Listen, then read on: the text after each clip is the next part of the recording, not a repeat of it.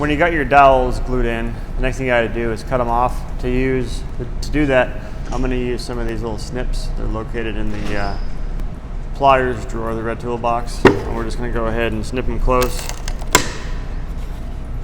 Maybe a little closer than that. And put your glasses on because they do kind of fly across. So we'll get them close. And then what we'll do is put your drawer box in the vise, and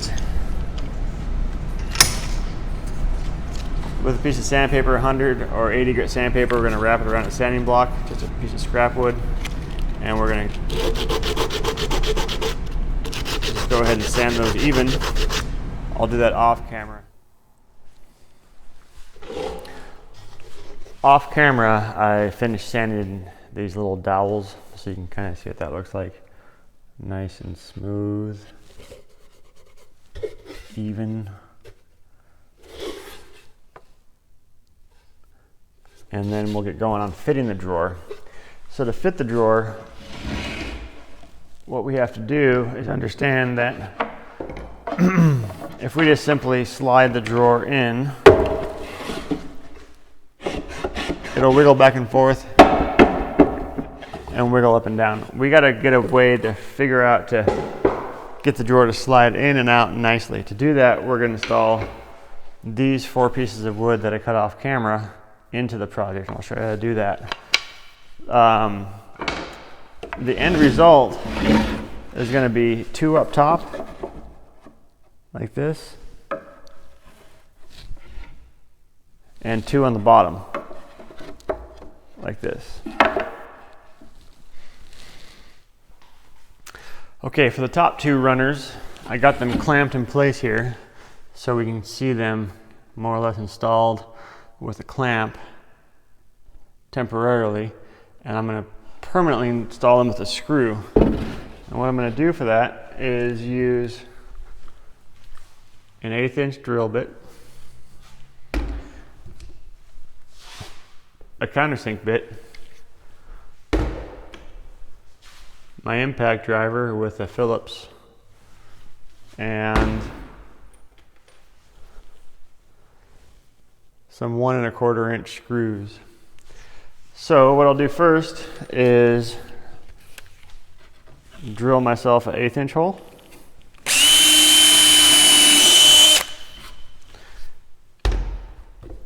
Countersink that hole and drive that in.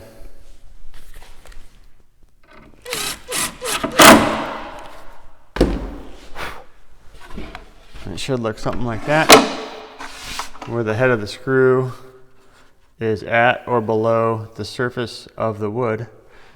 So I'll go through and zip those in.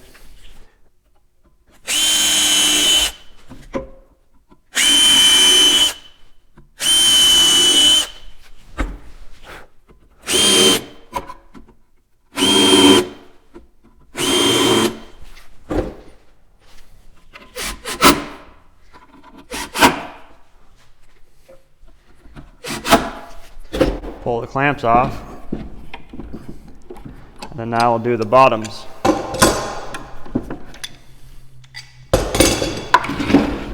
The bottoms are a little tricky to do, but what we'll do here is kind of angle the screws a little bit. And before we put the bottom in, what we want to do is check to make sure that the drawer does fit. So I'll just kind of put this in here. And that feels pretty good. So I'll go ahead and install those. What I'm going to do is I'm going to switch out to a longer driver. And I'm going to angle the screw without pre-drilling slightly this way. I know it's kind of awkward, but it'll work. As long as you're using plywood, and plywood, you don't necessarily have to drill a pre-drill in this application. It's not the best way of doing it, but it'll get it done.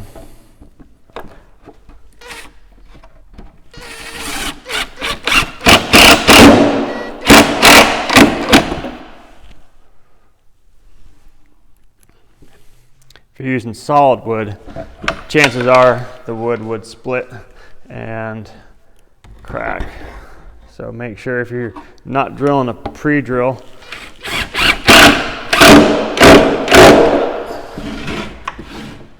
use plywood. All right, we'll get this installed.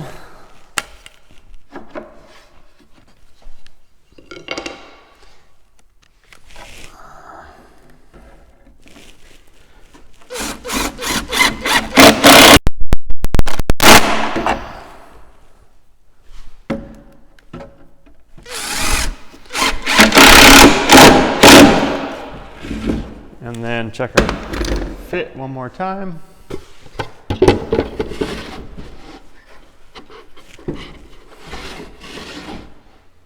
Feels pretty good.